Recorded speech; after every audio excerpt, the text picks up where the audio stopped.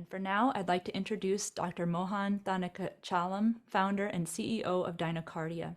Dr. Thanikachalam is a cardiovascular surgeon and faculty member at Tufts University School of Medicine. Today, he will share Dynocardia's progress towards continuous and accurate monitoring of vital functions for patient monitoring, consumer wellness, and disease prevention. Thanks for being with us today, Dr. Thanikachalam, and please go ahead. Thank you very much for the introduction. I'll jump straight into my talk. So what we are trying to address is the current standard of blood pressure measurement using, a lot of you are familiar with this current cuff measurements.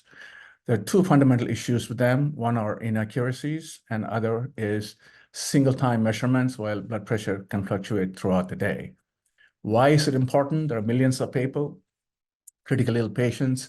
Because of this cuff measurements, we are missing huge hemodynamic changes, particularly low blood pressure, leads to, at least in this country, around 10 million episodes of heart attack and kidney damage and stroke.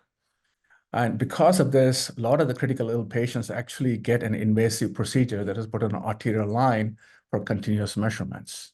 Other area application is in chronic disease. Again, there are 100 million people with high blood pressure. Because of these cuff measurements, you're wrongly diagnosing 30% of the people. Nighttime blood pressure is a major cause of mortality. We can't measure and address it. Blood pressure is an important measure for vascular aging. By quantifying vascular aging, we can actually, better prevent heart attack and stroke. But looking at blood pressure the last 100 years, we have no idea what actual real-world blood pressure is. To address this need for continuous real-world blood pressure, what we have done is went back to basics of physiology and come up with a fundamentally different approach for a blood pressure measurement. And how our technology works is when you feel the pulse at your wrist, what you actually feel is the force transmitted from the pressure wave inside the blood vessel. First, we built our own optomechanical sensor. It's a camera-based sensor. Essentially, it takes continuous video images of the pulsation at the skin. And then for every beat, it can provide what's your systolic and diastolic blood pressure. So for our output from the device is in millimeters of mercury. And the other measures we can obviously get from this from the signal is heart rate, respiratory parameters, and other advanced cardiac hemodynamic parameters like cardiac output. We've done extensive preclinical studies and also clinical studies were shown that the technology can meet the FDA standards. And the technology has wide applications in hospital, remote patient monitoring, and consumer applications. Our initial focus is on hospital critical care, primarily to get the buy-in from the medical community. We are spoken to physicians across the globe.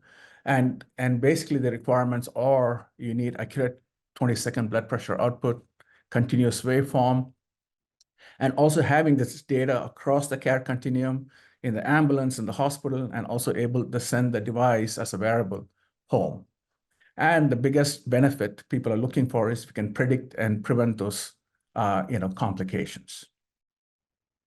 So for us, the effort has been, instead of rushing straight to an FDA approval, to make sure the technology meets the market requirements. We have built a minimal viable product that the technology has been used in some of the top hospitals across the country, and we are testing the device across a wide range of patients and also care settings.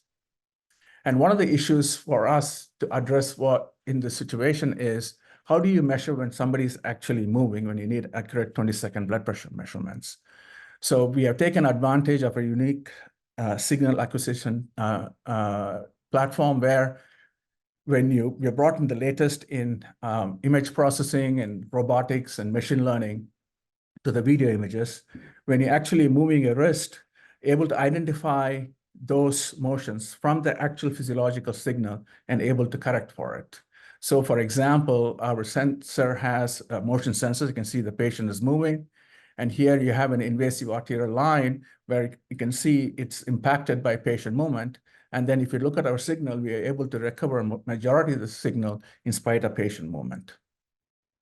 We have tested this in close to 100 patients now, and we're able to show, despite patient movement, compared to the arterial line, we can get accurate 20-second blood pressure measurements. We have also initiated work on when you have this continuous data, applying AI and machine learning to able to predict acute outcomes. And this is the data, and we have developed from the data from the ICU and OR, where we're able to predict patient decompensation at least 10 to 15 minutes before it happens. While we are laser focused on the hospital market, we are also setting up the necessary infrastructure for data connectivity across the care continuum. At the same time, we are also conducting clinical studies to show the value of the technology, both in remote patient monitoring as well as the consumer markets. Our goal is to enter the market through strategic partnership, where our core technology gets incorporated into the existing platforms. And we expect to be in the hospital market later part of 2025, and subsequently in remote patient monitoring and the consumer markets.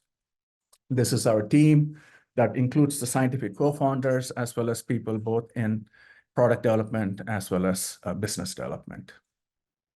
So in summary, what we're developing is a platform technology with applications across various markets. And for us is to enter the market through strategic partnerships in multiple other markets, which I've just mentioned. Thank you.